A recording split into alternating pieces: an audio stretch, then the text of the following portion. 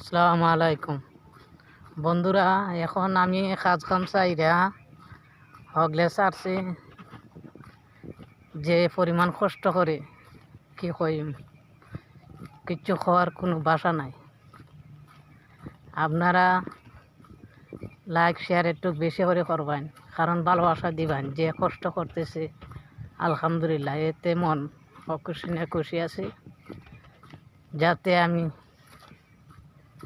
কোনো দিন আপনার ভালোবাসা পাইলে একদিন ফেসবুক ও পেজে সফলতা অর্জন করতে পারি।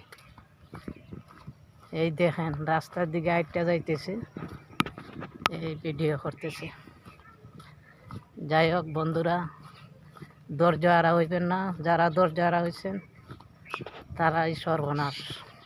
হাল ছাড়ন দিত না, যেতই কষ্ট হোক, কিন্তু আপনি ভিডিও করতেই হবে। ভালো ভালো ভিডিও দিবেন, ইনশাল্লাহ ভিডিও ভাইরাল হইব। আসসালামু আলাইকুম।